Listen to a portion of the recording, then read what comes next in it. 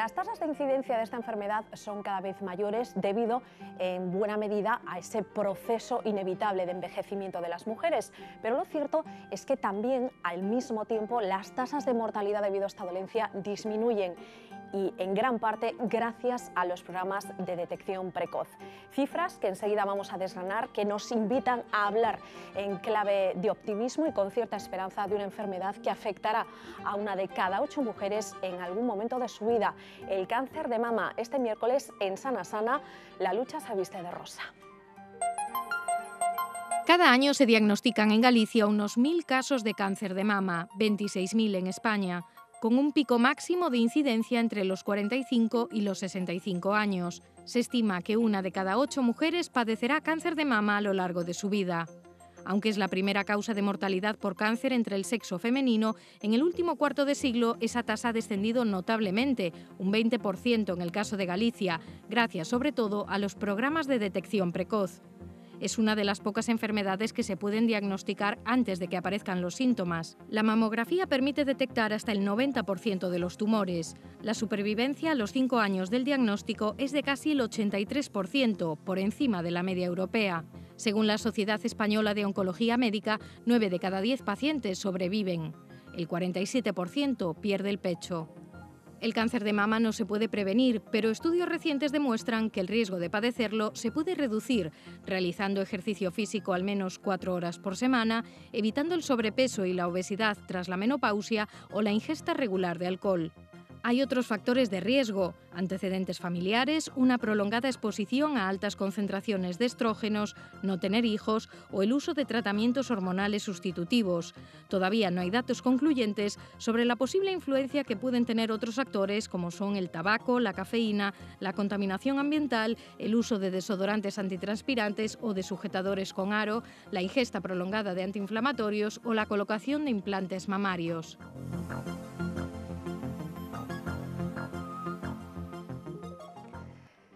Nos acompaña en el plató de Sana Sana la doctora Julia Rodríguez, responsable de la unidad de mama del Hospital HM Modelo en A Coruña. Julia, muy buenas. Buenas tardes, Lucía. Muchas gracias por estar hoy aquí con nosotros. ¿Cuándo debemos las mujeres, y digo mujeres en plural majestático porque también hay hombres afectados, aunque obviamente esa tasa de incidencia es básicamente residual, se habla creo que de en torno a un 1%, ¿cuándo debemos empezar a hacernos controles? ¿Hay una fecha, una edad determinada o siempre debemos estar alerta? Bueno, se aconseja comenzar los controles con mamografía a partir de los 40 años, pero hay que diferenciar grupos en cuanto a la prevención de esta enfermedad.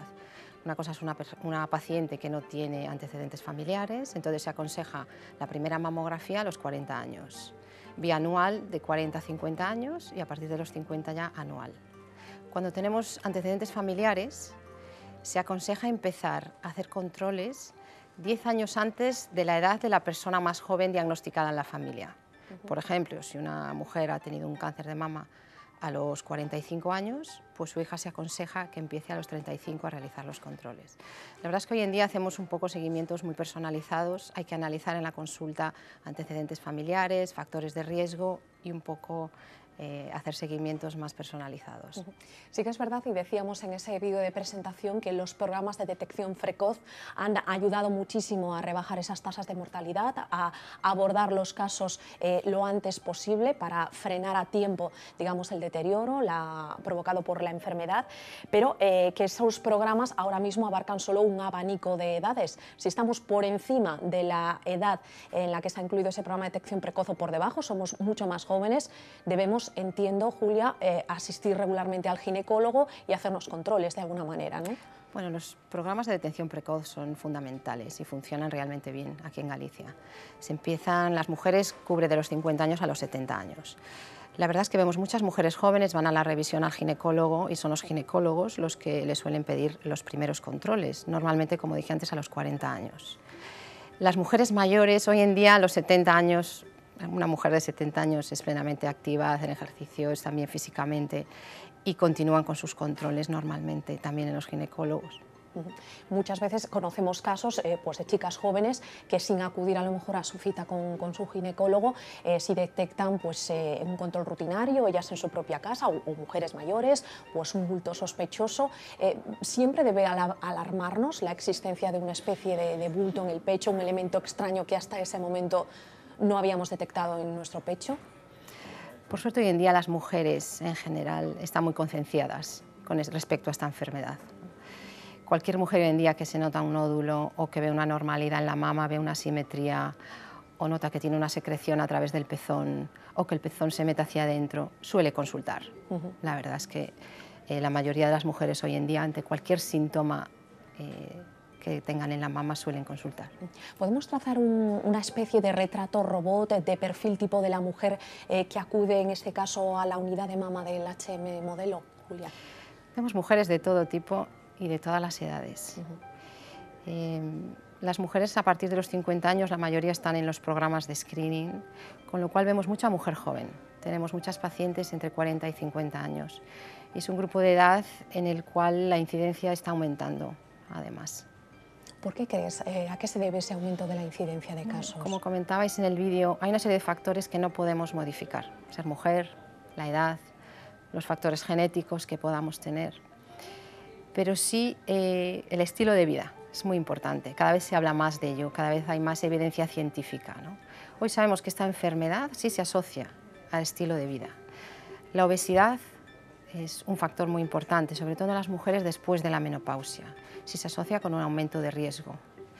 Hay otra serie de factores, el sedentarismo, el ejercicio físico es bueno, no es bueno porque se diga, es bueno porque está científicamente demostrado que puede reducir, no solo en la prevención, sino también en la curación de esta enfermedad, ¿no? La alimentación, el ejercicio físico, el consumo de alcohol se asocia sobre todo en las mujeres jóvenes digo premenopáusicas, sí que está asociado con un aumento de riesgo el sobrepasar lo que se aconseja una unidad en las mujeres de alcohol al día, ¿no? Bueno, son básicamente recomendaciones que podríamos extender a la prevención de cualquier casi enfermedad, ¿no? Prácticamente. Sí, se calcula que aproximadamente un 40% de todos los tumores se pueden reducir con la prevención, con cambios en el estilo de vida, con la dieta sana, el ejercicio, no fumar, alcohol moderado y limitar la exposición al sol.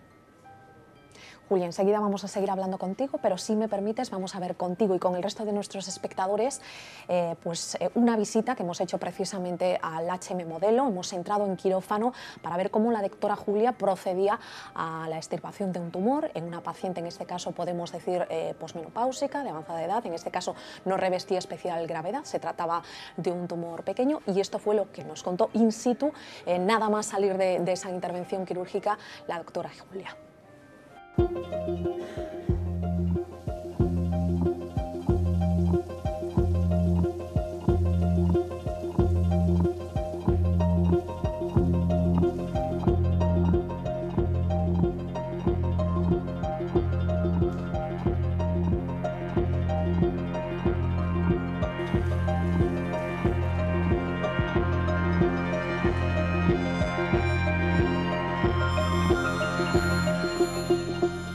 La cirugía conservadora empezó ya en los años 70, con los primeros estudios de Umberto Veronesi y de Fischer en Estados Unidos.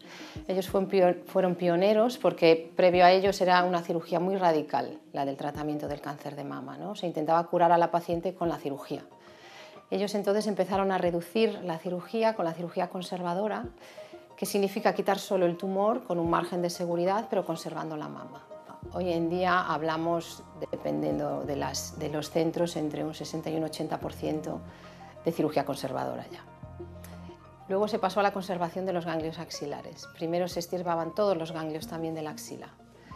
Se empezó con la biopsia del ganglio centinela, ya a principios de este siglo, y consiste en extirpar solo el primer ganglio de la axila. Hay una técnica que se hace el día anterior a la cirugía, se localiza ese ganglio y ese ganglio, digamos, se analiza. Es una información necesaria para luego planificar el tratamiento posterior.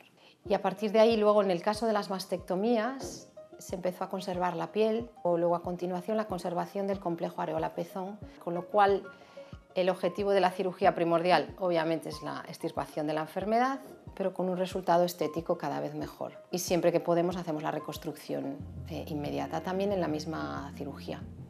Tenemos que realizar mastectomía cuando estamos ante un tumor, lo que se llama multicéntrico, cuando tenemos varios focos tumorales en la misma mama en distintas áreas, con lo cual digamos que todo el órgano se ha enfermado en varios puntos. Antes las mastectomías eran mastectomías radicales, normalmente sin reconstrucción inmediata, ¿no? Hoy por hoy, si podemos, se conserva la piel y si podemos, se conserva el complejo areola-pezón.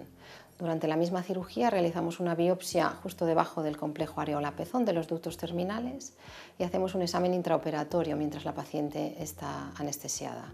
Si el patólogo nos informa que ahí no hay enfermedad, conservamos el pezón y la areola. Y luego, a continuación, el cirujano plástico ya inserta una prótesis, con lo cual el resultado... Una mama con complejo areola-pezón es una mama sin ello cambia bastante, ¿no? En los casos en los que no se puede reconstruir, que tenemos que extirpar el complejo areola-pezón, en un segundo tiempo el cirujano plástico lo reconstruye. Y a veces hay también el tatuaje de la areola y la reconstrucción del pezón. Bueno, pues nos hemos metido, nunca mejor dicho, entre bambalinas, en este caso del quirófano, Julia. Hacías hincapié y recalcabas mucho esa idea de lo que ha evolucionado el campo de la cirugía en el ámbito oncológico y en concreto en la mama, de manera que obviamente lo principal, como siempre ha sido, es atacar el tumor, pero cada vez más también os preocupáis por una cuestión estética, por el después de la operación, ¿no? La cirugía mamaria ha sufrido un cambio tremendo en los últimos... Yo llevo 15 años dedicada a la cirugía del cáncer de mama y ha sido un cambio muy grande, ¿no? Como veríamos en el vídeo, en los años 70 ya se empezó, pero con los primeros estudios de cirugía conservadora, ¿no? Porque antes se extirpaba siempre toda la mama y todos los ganglios a todas las mujeres, independientemente del tamaño del tumor, ¿no? Hoy en día, gracias a los diagnósticos iniciales, los tumores que diagnosticamos, pues bueno, son muchas veces inferiores al centímetro, lo que llamamos lesiones no palpables, ¿no? Entonces hemos convertido la cirugía mamaria en cirugías realmente mínimas, ¿no? Con el alta incluso en el mismo día o al día siguiente. Hoy en día de estas lesiones no palpables las identificamos con una técnica que se llama ROL o SNOL el día antes de la cirugía. Es una técnica muy cómoda para las pacientes porque realizamos una inyección para localizar el nódulo. Digamos, no utilizamos lo que las pacientes conocen como el arpón, ¿no? Un hierro que a veces se clavaba, digamos, tradicionalmente para identificar estas lesiones. Es una técnica que se llama ROL, como decía, y nos permite identificar la lesión, y cuando identificamos también el ganglio centinela, con otra inyección que se hace en medicina nuclear el día anterior, localizamos la lesión no palpable y el ganglio. Entonces la cirugía es realmente mínima, es quitar el tumor con un margen de seguridad alrededor y el ganglio centinela, con dos incisiones muy pequeñas y con un resultado estético muy bueno. Luego, a nivel, cuando aún tenemos que hacer una mastectomía, si es posible, realizamos la reconstrucción inmediata y si es posible conservamos piel y complejo areola-pezón. Claro, algo sorprendente que sea en la misma intervención, es decir, la mujer, como decíamos ahí, nunca llega a verse sin su pecho, ¿no? Que entiendo que eso puede ser una imagen muy chocante para la paciente, ¿no? La mama es un órgano que sin él es una cirugía muy mutilante, ¿no? Una mastectomía sin reconstrucción es verdaderamente un shock, ¿no? Para las pacientes. Hoy sabemos que tiene una total seguridad oncológica, me refiero que el primer objetivo de la cirugía es, por supuesto, la curación, pero si además podemos obtener un resultado estético satisfactorio para la paciente, pues fenomenal. Siempre que se pueda, dices Julia, conservar areola-pezón natural de la mujer, y en los casos en los que no sea posible, también es verdad que hay otras salidas y otras opciones, otras alternativas quizás mejorables, pero las hay también. Sí, hay resultados muy buenos con el tatuaje de la areola y la reconstrucción con técnicas de los cirujanos plásticos del pezón. Julia, vamos a ver la historia de Marta, vamos a compartir con todos nuestros espectadores la historia de Marta. Perfecto. Es una de las mujeres que se ha podido beneficiar, por decirlo de algún modo, del buen hacer de Julia, pero también de la evolución de esas técnicas que han permitido pues eso, sacar el tumor y reconstruir el pecho en la misma intervención.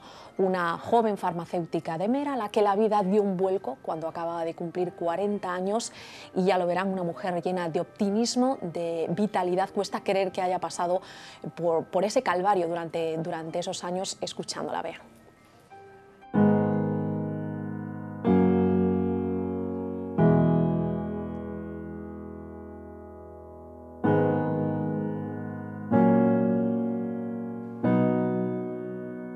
Lo primero, cómo te sientes cuando te dan una noticia de ese calibre, ¿no? Que es un disgustazo tremendo.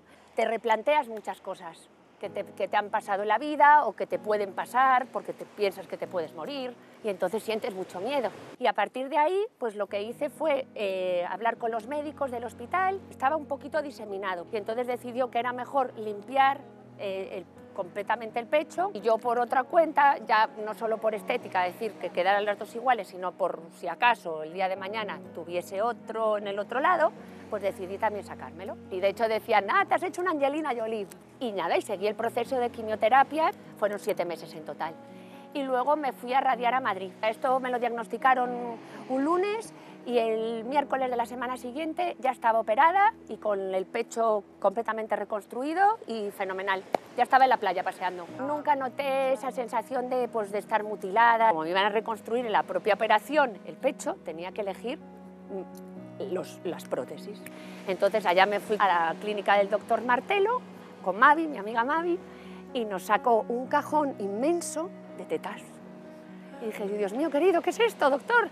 Me dice, nada, tienes que elegir por textura, la forma, estas son unas prótesis que llevan un porcentaje de no sé qué, estas otras, y nos ves a todas ahí, a las dos, riéndonos, que nos matábamos a ver qué tetilla cogíamos. Y nada, cogí las que tengo puestas. Fue muy gracioso, la verdad. Y hay momentos de humor, sí, cuando estás calva y la niña te tira de la peluca. Hay que tomárselo todo así, porque realmente es una mierda, pero pasa. Entonces yo animo a todo el mundo a que traten de no darse por vencidos, de que hay que pelear, que hay que luchar y que todos son instantes, o sea, que esos momentos son instantes, pero que luego pasan y la vida es muy bonita. Y hay que, de verdad, cuidarse mucho, alimentarse bien, hacer ejercicio, querer mucho, amarnos, no darle importancia a las cosas superfluas. No es ningún mérito, pero yo soy una persona súper vital. Entonces traté de llevar a la enfermedad a todos los sitios a donde iba. O sea, no dejé de hacer nada por estar enferma, al contrario. Traté de vivir más a tope, cosa que ahora hago también. Trato de disfrutar de todo, de la naturaleza, de cosas que antes las daba por hechas, ¿no? Yo traté de vivir, de seguir viviendo, porque es lo que hay que hacer, yo creo.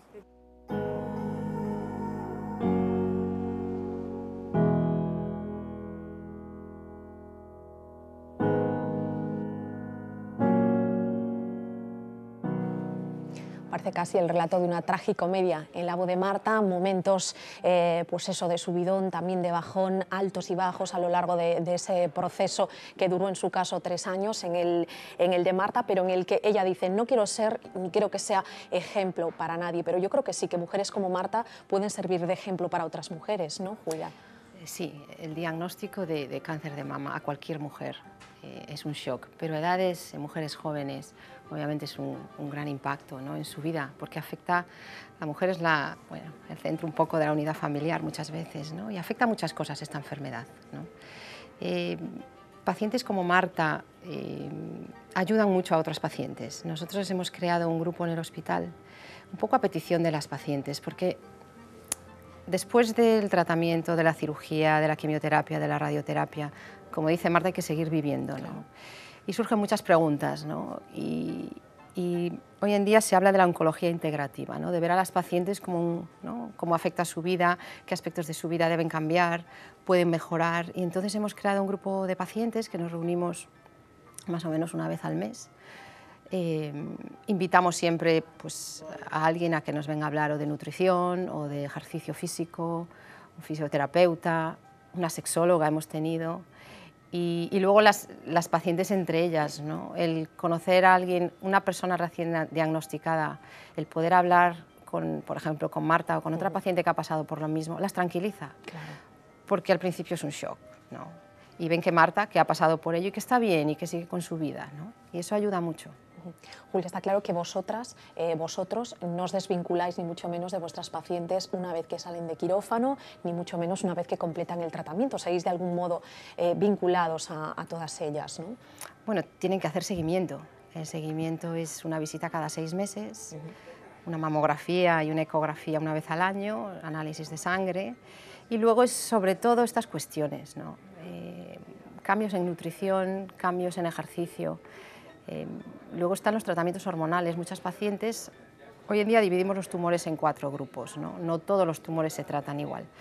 Más o menos hay pacientes que necesitan un tratamiento hormonal, aparte de la quimioterapia o la radioterapia, y ese tratamiento hormonal son 5 años, ¿no? Y a veces incluso 10, y tiene sus efectos secundarios. Entonces, las consultas luego es cómo mitigar un poquito esos efectos secundarios. Y el ejercicio y la nutrición ayudan mucho. Y luego a nivel de la quimioterapia, por suerte, no todos los tumores hoy en día los tratamos con quimioterapia. Creo que ha sido un avance en oncología muy importante. Hoy en día contamos con una serie de plataformas genómicas que analizan el tumor genéticamente para ver un poco el beneficio de añadir o no añadir una quimioterapia, ¿no? Yo creo que son cambios muy importantes, ¿no? La cirugía ha cambiado mucho, la oncología está cambiando mucho gracias a estas plataformas y a hay una serie de tratamientos Diana que se llaman, ¿no? Aparte de la quimioterapia y el tratamiento hormonal, el oncólogo tiene unos tratamientos de nueva generación que van directamente a la célula tumoral, con muy pocos efectos secundarios, ¿no? Y eso es un poco el futuro, ¿no? El tratamiento personalizado. Un tratamiento personalizado a la medida de cada mujer y que entiendo cada vez pues mitigue lo máximo posible esos efectos secundarios que todavía tienen hoy las mujeres con esos tratamientos, ¿no? Postoperatorios. Exactamente. Porque aquí, digamos, molestias, pues efectos secundarios, digamos, se enfrentan ellas, sobre todo las que pasan por ciclos de quimio y de radio. ¿Cómo cambia su vida después?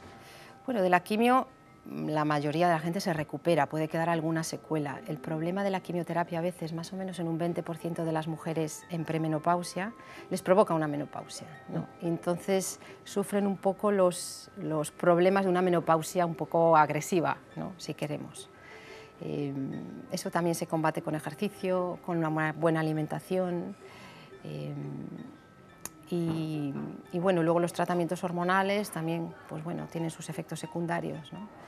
Podemos decir que el binomio perfecto es el avance de esos tratamientos más la actitud de la paciente. En el caso de Marta lo veíamos claramente como la actitud ayuda a veces, no más, pero casi tanto como los propios fármacos, ¿no? Como los tratamientos médicos. Es un poco todo, es la oncología integrada, ¿no?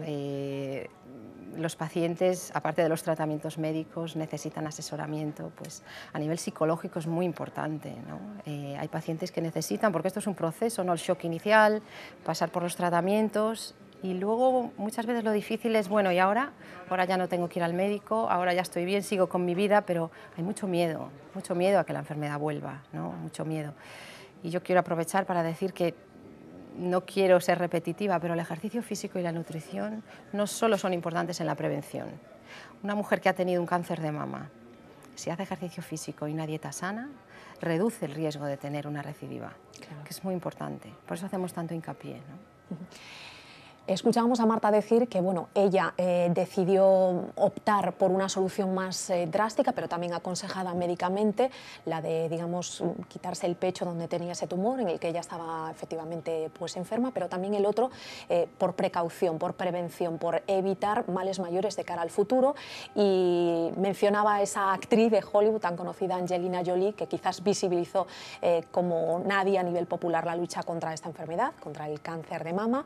Nosotros hemos querido recoger en este vídeo otros testimonios, no solo el de la propia Jolie, sino de otras actrices, cantantes y personajes famosos que con sus palabras han ayudado de algún modo pues eso, a ponerle cara también a esta enfermedad y a ayudar, ¿por qué no?, a otras mujeres. Estrella de la alfombra roja, Angelina Jolie relató en el New York Times cómo se sintió cuando su médico le comunicó la noticia. Imaginé cómo se sentían cientos de mujeres. Me dije a mí misma que tenía que ser fuerte y no perder la calma, ya que no había ninguna razón para pensar que no vería crecer a mis hijos y a mis nietos. Su madre, su abuela y su tía habían muerto de cáncer. La actriz decidió extirparse los ovarios tras una doble mastectomía preventiva. La que fuera presidenta de la Comunidad de Madrid, Esperanza Aguirre, tenía 58 años cuando llegó el temido diagnóstico. Un domingo, después de un fin de semana haciendo deporte con un sujetador especial, sentí un poco de dolor. Me reproché a mí misma el no haber ido durante 2 años a hacerme la mamografía. Luz Casal vivió la enfermedad por partida doble. En enero de 2007, le detectaron cáncer en un pecho. 3 años después, en el otro. Ojalá en el futuro se pueda decir con soltura que se tiene cáncer y que no pasa nada. Hay que pronunciar la palabra cáncer y dejar de asociarla con la muerte. La modelo Bimba Bosé, fallecida el pasado mes de enero, fue portada de una revista de moda tras ser sometida a una mastectomía. También mostró sus cicatrices la cantante Anastasia. Son parte de mi viaje y un recordatorio de todas las cosas que pasé. Nada más saber que padecía cáncer de mama, la cantante australiana Kylie Minogue se quedó sin palabras. Tenía 36 años. Cuando se cumplieron 10 años de aquello, me eché a llorar. Algunos días siento que todavía no lo he superado. Últimas horas para... Y Marta García dio toda una lección de normalidad al aparecer presentando el informativo de una televisión de Murcia con la cabeza rapada. Cynthia Nixon, Sheryl Crow, Liz Taylor, Ushue Barcos, Terelu Campos, Olivia Newton-John o Kathy Bates. Es larga la lista de mujeres valientes, también muchas anónimas, que con sus testimonios han aportado esperanza a la batalla contra el cáncer de mama. Empezábamos este Sana Sana dedicado al cáncer de mama, el cáncer más dañino de los que existen, creo que de los que afectan al sexo femenino, por lo menos a nivel de mortalidad. Hemos mejorado mucho las cifras, Julia, pero todavía queda un largo camino por recorrer. Sí, hay unas cifras, yo siempre lo digo, unas cifras muy buenas hoy en día en el cáncer de mama. Un tumor menor de 1 centímetro, tenemos una curación a 10 años de un 98%, más o menos, ¿no? Si englobamos todos los tumores, hablamos en torno a un 85-87%. Pero aún queda, hay que seguir subiendo ese número y yo confío plenamente en que se subirá. Y lo haremos gracias obviamente a los avances médicos, pero también a la propia concienciación de la persona, de la mujer y a la sensibilización, a esas campañas informativas que desde luego yo creo que a través de los medios de comunicación también tenemos un papel importante a la hora de divulgarlo. Fundamental. Julia, pues si te parece, responsable de la unidad de mama del HM Modelo, la doctora Julia Rodríguez, muchísimas gracias por haber estado hoy con nosotros. Gracias a vosotros. Nos vamos a despedir con un mensaje final, el que traslada muchas veces desde la pequeña pantalla o desde la más grande el cine, las series, en general el sector audiovisual sobre lo que es el cáncer de mama.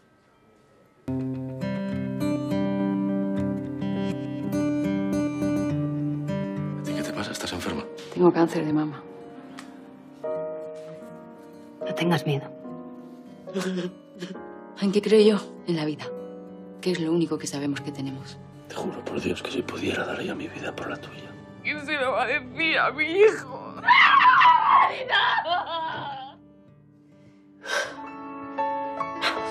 Primero se me cae el pelo y ahora mi cara se me derrite a chorros. De acuerdo, a la mierda. Mucho mejor.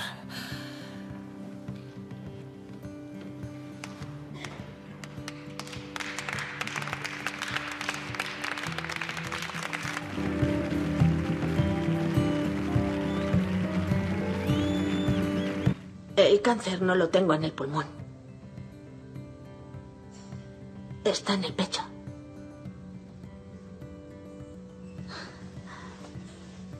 Creo que si mi madre estuviera aquí podría hablar con ella. Explicarle lo que siento, no sé. Era mi madre. Y me asusta que por culpa de la quimio no pueda tener hijos. Chicos, mamá está enferma. ¿Aún tienes la gripe? No, tengo cáncer. ¿Sabes qué es eso? Es de lo que murió tía Mary. El de tía Mary era distinto. Hay muchas clases distintas y el suyo era muy, muy malo. ¿Y el tuyo es malo? Bueno, llevo ya tiempo trabajando con una médico para mejorar y ella dice que tenemos muchos motivos para creer que me voy a curar. Te van a mirar. Pero la mirada que importa es la tuya.